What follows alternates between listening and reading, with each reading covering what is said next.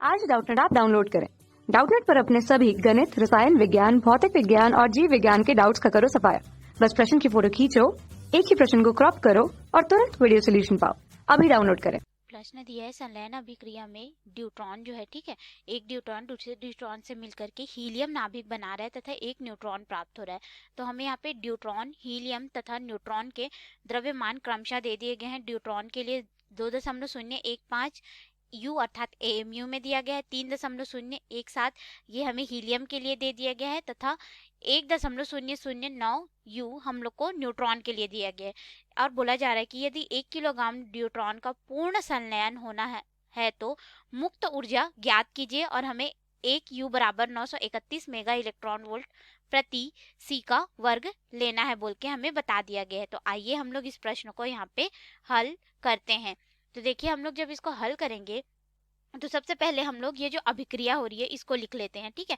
तो ये यहाँ पे क्या हो रहा है, दो ड्यूट्रॉन नाभिक संलयित होकर के आपस में क्या कर रहे हैं, यहाँ पे एक हीलियम नाभिक का निर्माण कर रहे हैं, ठीक है, और एक न्यूट्रॉन हमें यहाँ पे प्राप्त हो रहा है। तो देखिए, ये जो अभिक्रिया के पूर्व अगर हम लोग देखें तो दो ड्यूट्रॉन हम लोग के पास कण है, ठीक है। तो इनका अगर हम लोग कुल द्रव्यमान देखें तो ये कितना हो जाएगा, इस भाग का हमारे पास कुल द्रव्यमान जो होगा वो कितना होगा, कुल द्रव्यमान बराबर हमारे पास हो जाएगा, दो ड्यूट्रॉन के कण है तो दो ड्यूट्रॉन का, यहाँ पे एक ड्यूट्रॉन का हम लोग को द्रव्यमान दे दिया है तो हम लोग इसको यहाँ पे रख के गुणा कर सकते हैं। तो ये हो जाएगा 2.015 ए एम यू, यू का मतलब होता है A M U, atomic mass unit, यानी कि आणविक द्रव्यमान मात्रक होता है, ठीक है। अब हम लोग इसको गुणा करेंगे तो हमें इसका मान मिल जाएगा यहाँ पे 4.030 एएमयू में प्राप्त होगा अर्थात यू में, ठीक है।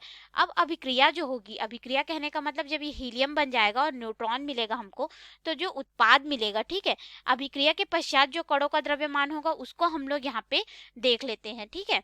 अभिक्रिया तो ये हमारे पास हो जाएगा, यहाँ पे जो हीलियम है और न्यूट्रॉन है उसका द्रव्यमान जुड़ जाएगा। तो हीलियम का द्रव्यमान 3.017 यू में दिया है तथा हमारे पास यहाँ पे जो न्यूट्रॉन का है, एक न्यूट्रॉन का, उसका भी 1.009 यू में दिया है। इन दोनों को जब हम लोग जोड़ेंगे तो हमें यहाँ पे द्रव्यमान प्राप्त होगा लगभग 4.026 ए एम यू में, यानी कि यू में। तो देखिए, ये वाला द्रव्यमान इस द्रव्यमान से कुछ कम है, अर्थात यहाँ पे क्या हो रहा है, द्रव्यमान क्षति हो रहा है, ठीक है। तो जो द्रव्यमान क्षति हो रहा है उस द्रव्यमान क्षति को हम लोग देख लेते हैं। वही द्रव्यमान क्षति हमें यहाँ पे क्या मिलेगा, मुक्त ऊर्जा के रूप में प्राप्त होगा, ठीक है। तो हम लोग यहाँ पे द्रव्यमान क्षति को ज्ञात करते हैं, डेल एम से प्रदर्शित कर देते हैं द्रव्यमान क्षति को। तो अभिक्रिया के पूर्व और अभिक्रिया के पश्चात जो हम लोग को द्रव्यमान मिला है उसका अंतर ही हमें क्या होगा, द्रव्यमान क्षति के रूप में प्राप्त होगा। तो अभिक्रिया के पूर्व द्रव्यमान कितना था, 4.03 यू ऋण अभिक्रिया के बाद 4.026 हम लोग को प्राप्त हुआ, ठीक है। तो इन दोनों को एएमयू में है ये पूरा मान हमारा, ठीक है। एएमयू में इन दोनों को जब हम लोग घटा देंगे तो हमें द्रव्यमान क्षति डेल एम का मान यहाँ पे प्राप्त हो जाएगा, लगभग 0.004 एएमयू प्राप्त होगा, ठीक है, एएमयू प्राप्त होगा। अब हम लोग मुक्त ऊर्जा को निकाल लेते हैं। तो मुक्त ऊर्जा यहाँ पे कितनी हो जाएगी हमारे पास, इसको ई से प्रदर्शित कर देते हैं। तो ये हमारे पास हो जाएगा द्रव्यमान क्षति गुणित जो एएमयू का मान होगा, ठीक है। तो ये हमारे पास हो जाएगा द्रव्यमान क्षति गुणित यहाँ पे एएमयू का जो मान आया है, ठीक है। तो एएमयू का मान हम लोग को कितना लेने के लिए बोला गया, 931 मेगा इलेक्ट्रॉन वोल्ट प्रति सी के वर्ग पे हम लोग को लेने के लिए यहाँ पे बोला गया है, ठीक है। तो इस तरह से हम लोग आइंस्टीन के द्रव्यमान ऊर्जा समीकरण से इस मान को निकाल सकते हैं। तो हम लोग यहाँ पे मान रख देते हैं। तो ये हमारा हो जाएगा 0.004 गुणित 931। इसको जब हम लोग गुणा करेंगे तो हमें इसका मान यहाँ पे लगभग प्राप्त होगा, मुक्त ऊर्जा ई का मान यहाँ पे ई बराबर 3.724 मेगा इलेक्ट्रॉन वोल्ट हमको ऊर्जा प्राप्त होगी। अब हम लोग क्या करेंगे, यहाँ पे 1 किलोग्राम जो हम लोग का ड्यूटेरियम है उसमें परमाणुओं की संख्या निकाल देते हैं, क्योंकि 1 किलोग्राम ड्यूटेरियम के संलयन से हमें मुक्त ऊर्जा निकालना है। तो ये हो जाएगा हमारे पास 1 किलोग्राम जो ड्यूटेरियम है, ठीक है, उसके परमाणुओं की संख्या हम लोग को निकालनी होगी। ड्यूट्रियम के परमाणु की जो संख्या होगी, ठीक है, या फिर परमाणु की जो संख्या है वो हमें यहाँ पे कितनी प्राप्त होगी, हमें यहाँ पे ये होगा हमारे एवोगेड्रो नंबर के बराबर, यानी कि ये हमारे पास हो जाएगा। और साथ ही साथ हम लोग न्यूट्रॉन का जो मान है इसमें हम लोग भाग देंगे, ठीक है, 2 न्यूट्रॉन का यहाँ पे, तो ये हो जाएगा 6.02 गुणित 10 की घात 23 बटे हमारे पास यहाँ पे कितने हैं, 2 न्यूट्रॉन है, ठीक है, तो उनका यहाँ पे मान भी आ जाएगा 0.002। इसको हम लोग भाग कर देंगे तो हमारे पास इसका मान आ जाएगा 3.01 गुणित 10 की घात यहाँ पे हो जाएगा 26। हम लोग को इतने परमाणु संख्या जो है वो प्राप्त होंगे 1 किलोग्राम न्यूट्रॉन में। अब 1 किलोग्राम न्यूट्रॉन का पूर्ण संलयन होने पर जो मुक्त ऊर्जा होगी उसका मान हम लोग यहाँ पे निकाल लेते हैं। तो उस मुक्त ऊर्जा का मान हम लोग E1 से प्रदर्शित कर देते हैं, ठीक है, संलयन के पश्चात का।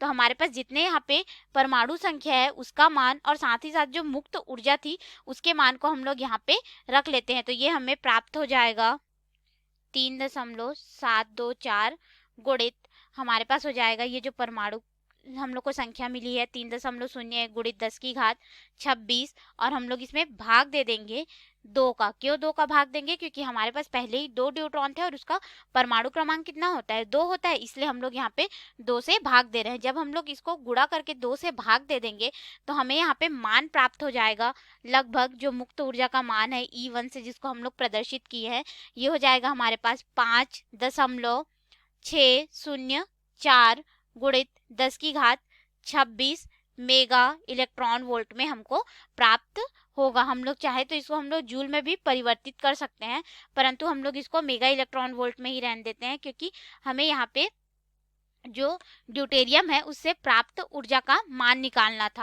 या फिर हम लोग इसको जूल में भी परिवर्तित कर लेते हैं, तो E1 बराबर हो जाएगा 5.604 गुणित 10 की घात 26, और मेगा का मतलब होता है 10 की घात 6, और इलेक्ट्रॉन वोल्ट को हम लोग क्या करेंगे, जूल में परिवर्तित करेंगे। तो ये हमारे पास हो जाएगा 1.6 गुणित 10 की घात ऋण 19 जूल, ठीक है। तो इस तरह से ये जूल में परिवर्तित हो जाएगा, क्योंकि 1 जूल एक इलेक्ट्रॉन वोल्ट बराबर होता है 1.6 गुणित 10 की घात ऋण 19 जूल। इस पूरे मान को अगर हम लोग गुणा करेंगे, देखिए 10 की घात धनात्मक 26 है, इससे अगर जुड़ेगा तो 10 की घात ऋण 13 हो जाएगा, और 10 की घात ऋण 13 10 की घात धनात्मक 26 के साथ में घटेगा तो हमें धनात्मक 13 प्राप्त होगा। अर्थात ये मान हमें यहाँ पे प्राप्त हो जाएगा, अगर जूल में हम लोग देखें तो 8.966 गुणित 10 की घात हम लोग को यहाँ पे 13 प्राप्त होगा जूल के रूप में। तो हम लोग इस तरह से इसका मान जो है वो जो मुक्त ऊर्जा है उसका मान हम लोग जूल में भी निकाल सकते हैं। तो ये हो गया हमारे प्रश्न का उत्तर जूल के रूप में, और साथ ही साथ अगर हम लोग को मेगा इलेक्ट्रॉन वोल्ट में बोले तो ये हो गया हमारे प्रश्न का उत्तर मेगा इलेक्ट्रॉन वोल्ट में। धन्यवाद। कक्षा 6 से 12वीं से लेकर नीट, IIT, JEE वो एडवांस के लेवल तक 1 करोड़ से ज्यादा छात्रों का भरोसा।